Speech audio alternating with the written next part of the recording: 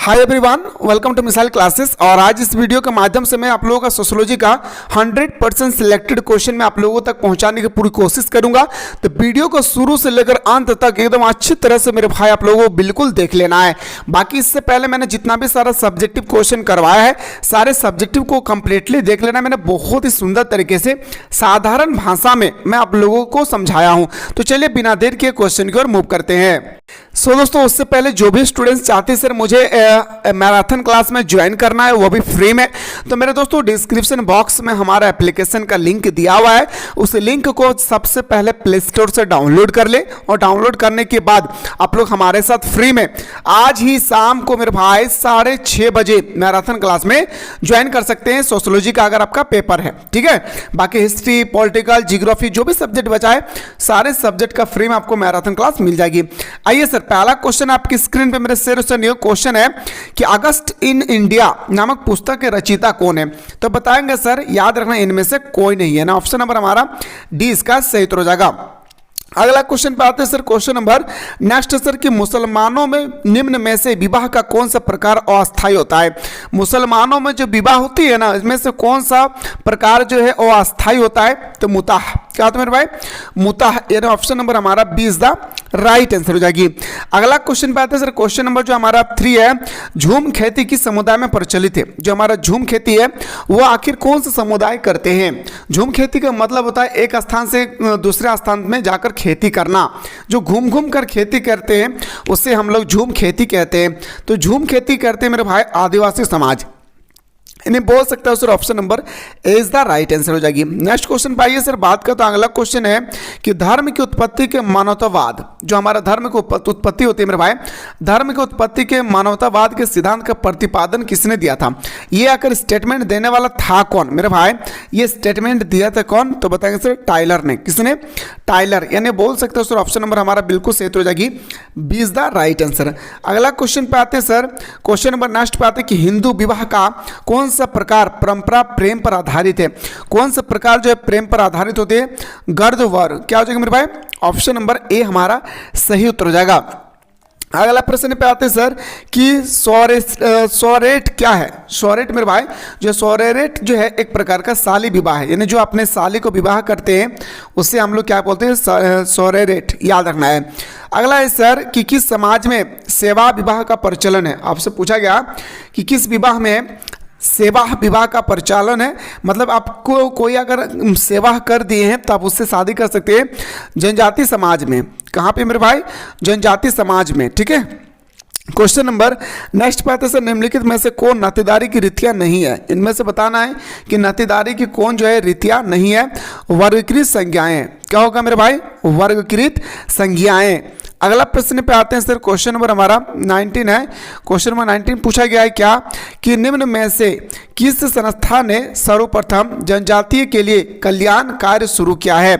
तो ईसाई मशनरीज, कौन किसने शुरू किया था, ईसाई मशनरीज। इस चीज को याद रखिएगा, क्वेश्चन मेरे भाई कहीं से भी पूछा जाएगा, छोड़ कर नहीं आना है। बहुत ही सिंपल भी क्वेश्चन पूछा जा रहा है, ठीक है ना। चलिए सर अगला क्वेश्चन पे आते हैं सर, मुसलमानों में कितने प्रकार के मेहर का प्रचलन है। जो मुसलमानों में मेहर लगती है भाई, तो मेहर 3 प्रकार का होता है। कितने प्रकार के मेरे भाई, मेहर मुसलमानों में 3 प्रकार का दिए जाते हैं। कितने प्रकार के हो जाएगी सर, तो 3 प्रकार हमारा राइट आंसर हो जाएगा। इस चीज को याद रखना है, ठीक है। चलिए सर क्वेश्चन नंबर नेक्स्ट पे आते हैं सर। अगला प्रश्न है, भारतीय संविधान के अनुच्छेद में कौन सा एक अनुसूचित जनजाति के कल्याण के लिए सहायता अनुदान की बात करती है। तो बताएंगे सर, उसे हम करते हैं अनुच्छेद नंबर 275।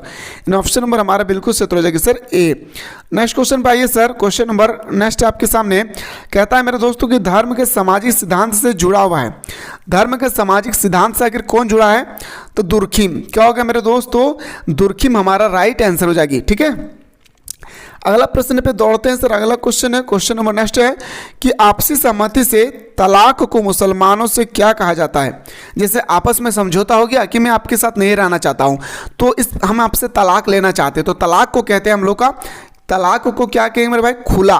क्या कहेंगे, खुला। यानी ऑप्शन नंबर हमारा सी इज द राइट आंसर हो जाएगा। अगला प्रश्न पे आते सर, निम्नलिखित में से किसने जाति व्यवस्था की उत्पत्ति के धार्मिक सिद्धांत की वकालत की है। तो ये करने वाला कौन था हमारा, होकार्ट एवं सेनार्ट। यानी ऑप्शन नंबर हमारा ए इज द राइट आंसर। अगला है सर, निम्नलिखित में से कौन जनजाति की विशेषता है? आपसे पूछा गया जनजाति की विशेषता क्या है, तो बताएंगे सर सामान्य भूभाग, अपना उनका अपना भाषा होती है, उनका अपना कल्चरल होता है, यानी बोल सकते हो सर ऑप्शन नंबर हमारा D is the right answer हो जाएगा।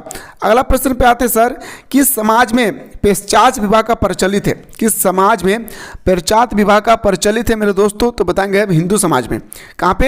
हिंदू समाज, यानी ऑप्शन नंबर हमारा बिल्कुल सही हो जाएगी सर ए। अगला प्रश्न पे आते हैं सर, क्वेश्चन नंबर नेक्स्ट है कि जाति एक अगतिशील वर्ग है, यह परिभाषा देने वाला कौन था? यह परिभाषा दिया था मेरे दोस्तों कौन? धुरिया ने। किसने दिया था? धुरिया, यानी ऑप्शन नंबर हमारा ए इज द राइट आंसर हो जाएगा। अगला प्रश्न पे आते सर, ये क्वेश्चन इंपॉर्टेंट नहीं, ये क्वेश्चन देखिए, सबसे छोटे परिवार को कहते हैं, जो हमारा सबसे छोटा परिवार है उससे हम क्या बोलते हैं? सबसे छोटे परिवार को हम लोग बोलते हैं मूल्य परिवार। क्या मेरे दोस्तों? छोटे परिवार को हम लोग बोलते हैं मूल्य परिवार। नेक्स्ट क्वेश्चन पे आइए सर, बात करता हूँ अगला क्वेश्चन पे, ऐसा परिवार जिसमें पुत्र के हाथ में सत्ता रहती है क्या कहलाता है? पुत्र के हाथ में सत्ता रहती है, ऐसे को हम लोग प्रीतिसत्तात्मक परिवार के नाम से जानते हैं। यानी बोल सकता हूं सर ऑप्शन नंबर हमारा बिल्कुल सही हो जाएगा। कौन मेरे भाई? ऑप्शन नंबर हमारा सी इसका सही हो जाएगी। परिवार निर्माण के लिए किनका जरूरी होना है? मतलब परिवार को अगर निर्माण करना चाहते तो किनका होना जरूरी है? अति आवश्यक है भाई। तो उसके लिए हमें पति पत्नी का होना आवश्यक है। पति पत्नी नहीं रहेंगे तो बच्चा पैदा कैसे होगा, है ना। चलिए सर क्वेश्चन नंबर नेक्स्ट पे आते हैं। ऐसे परिवार जिसमें एक स्त्री के कई पति होते हैं क्या कहलाता है? एक स्त्री के बहुत सारे पति हैं मेरे भाई, उनको कहते हैं बहुपति विवाह। याद रखना, एक स्त्री है मेरे भाई, है ना, बहुत सारे पति है उसका, तो क्या बोलते हैं सर? बहुपति, सॉरी याद रखना बहुपति विवाह, यानी बोल सकता हूँ सर ऑप्शन नंबर हमारा क्या हो जाएगा? सी, बहुपति विवाह परिवार। ठीक है, चलिए सर अगला क्वेश्चन पे आते हैं सर। क्वेश्चन नंबर नेक्स्ट पे आते हैं। ये क्वेश्चन इंपॉर्टेंट नहीं है मेरे भाई, जो क्वेश्चन इंपॉर्टेंट है उसको आप छोड़ सकते हैं। ठीक है, चलिए सर ये क्वेश्चन देखिए कि परिवार की उत्पत्ति के विकासवादी सिद्धांत के समाजशास्त्री कौन थे? तो बताएंगे सर ये हमारा बेकॉफन थे। कौन था? बेकॉफन, यानी ऑप्शन नंबर हमारा बिल्कुल सही हो जाएगी sir, is the right answer हो जाएगी। और डोंट वरी, थोड़ा सा भी टेंशन नहीं लेना मेरे भाई, जैसे अभी आप लोग क्वेश्चन देख पा रहे हैं ऐसा ही क्वेश्चन है कि थोड़ा सा भी आप लोगों को टेंशन थोड़ा सा भी नहीं लेना है। ठीक है ना। अब क्वेश्चन देखिए 31 देखिए मेरे भाई, भील नामक जनजाति किस राज्य में निवास करती है? जो हमारा भील नामक जनजाति है ये हमारा राजस्थान में निवास करती है। कहाँ पे? राजस्थान में निवास करते हैं। अगला प्रश्न पे आते हैं सर, जाति व्यवस्था का व्यवसायत्मक सिद्धांत के प्रतिपादक कौन थे? 32 में पूछा गया, तो बताएंगे सर रिजले। कौन हो जाएगा सर? रिजले इसका हमारा सही उत्तर हो जाएगा। अगला सर, किस जनजाति में परीक्षा विवाह प्रचलित है? किस जनजाति में परीक्षा विवाह प्रचलित है मेरे भाई? तो बताएंगे सर भील जनजाति। याद रखना क्या हो जाएगी? भील जनजाति।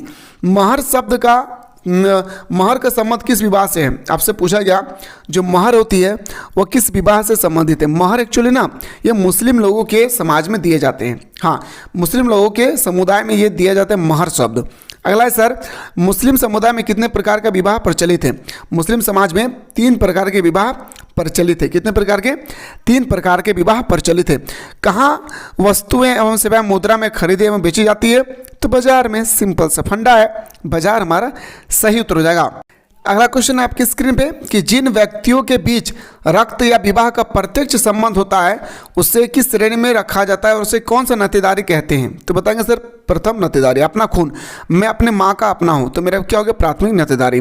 अगला क्वेश्चन पे आइए, जब व्यक्ति प्राथमिक नातेदारी के प्राथमिक संबंधित होते हैं उससे हम लोग क्या बोलते हैं? द्वितीय नातेदारी।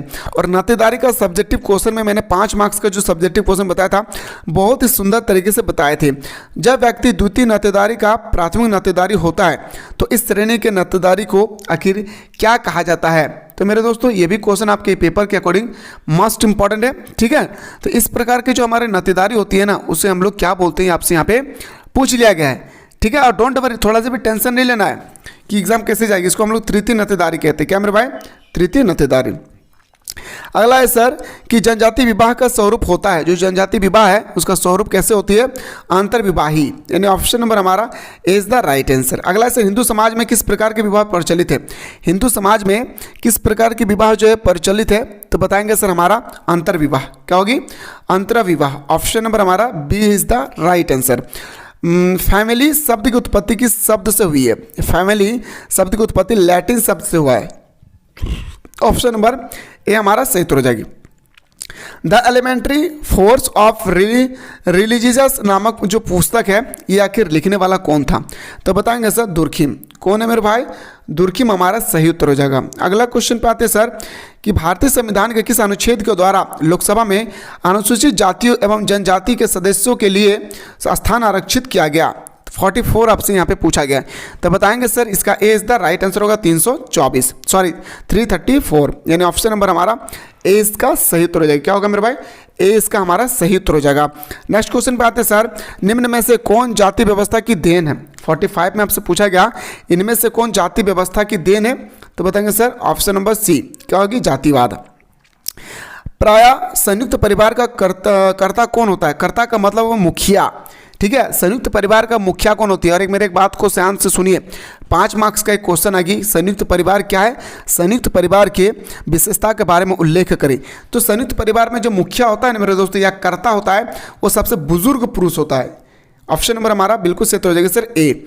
अगला क्वेश्चन पे आते हैं सर, निम्नलिखित में से क्या संयुक्त परिवार का प्रकार नहीं है? तो बताएंगे सर व्यक्तिवादिता। यहाँ पे अपना अपना नहीं देखा जाता बल्कि सबके लिए काम किए जाते हैं। जाति का आधार क्या है? 48 में पूछा गया है कि जाति का आधार क्या है? तो जाति का आधार हमारा जन्म है। जन्म से ही में पता चलता है हम किस जाति से संबंधित है। नेक्स्ट क्वेश्चन पे आते हैं सर, निम्न में से कौन द्विज नहीं कहलाते हैं? द्विज नहीं कहलाते हैं कौन? तो बताएंगे सर शूद्र। इसका राइट आंसर होगा शूद्र हमारा सही उत्तर हो जाएगी। अगला है सर, इनमें से भारत के किस राज्य में आदिवासी आबादी सर्वाधिक है? भारत का कौन सा राज्य में सबसे ज़्यादा आबादी पाया जाता है हमारा किसमें आदिवासी का? तो छत्तीसगढ़ में। दूसरा नंबर पे हमारा झारखंड आता है। भारतीय परिवार पर नगरीय के प्रभाव के कारण क्या है? तो 51 में पूछा गया मेरे दोस्तों, याद रखना है स्त्री पुरुष के समान स्थिति, स्त्री पुरुष की समान स्थिति। ऑप्शन नंबर बी हमारा सही उत्तर हो जाएगा। अगला क्वेश्चन पे आते हैं सर, निम्नलिखित में से कौन परिवार की विशेषता है? 52 में पूछा गया परिवार की कौन सी विशेषता है? सार्वभौमिकता, सीमित आकार, भावनात्मक आधार, यानी बोल सकते हैं सर ऑप्शन नंबर हमारा डी इसका राइट आंसर हो जाएगा। क्वेश्चन नंबर नेक्स्ट पे आते हैं सर, क्वेश्चन नंबर नेक्स्ट है कि बहुपति विवाह किस जनजाति में पाई जाती है? बहुपति विवाह जो है वो हम लोग टोंडा जनजाति में पाए जाते हैं। कहाँ पे मेरे भाई? टोंडा जनजाति, यानी ऑप्शन नंबर बी हमारा सही उत्तर हो जाएगा। नेक्स्ट क्वेश्चन पे आते हैं सर, चाचा किस नातेदारी में आता है? जो हमारा चाचा है वो हमारा द्वितीय नातेदारी में आती है, ठीक है। कौन सा? द्वितीय नातेदारी में। अगला प्रश्न पे आते हैं सर, भारतीय समाज में सामाजिक स्त्रीकरण का बुनियादी आधार क्या है? 55 पूछा गया है। तो बताएंगे सर जाति। क्या होगा मेरे दोस्तों? जाति। क्वेश्चन नंबर नेक्स्ट पे पूछते हैं सर, अगला क्वेश्चन है, भारत का सबसे बड़ा जनजातीय समुदाय कौन सा है? ठीक है, 56 में पूछा गया भारत का सबसे बड़ा जनजातीय समुदाय कौन सा है? तो भील। कौन सा राज्य में पाया जाता है? राजस्थान। याद रखना, भूलना नहीं है, क्वेश्चन ऐसा ही टपकेगी, ठीक है।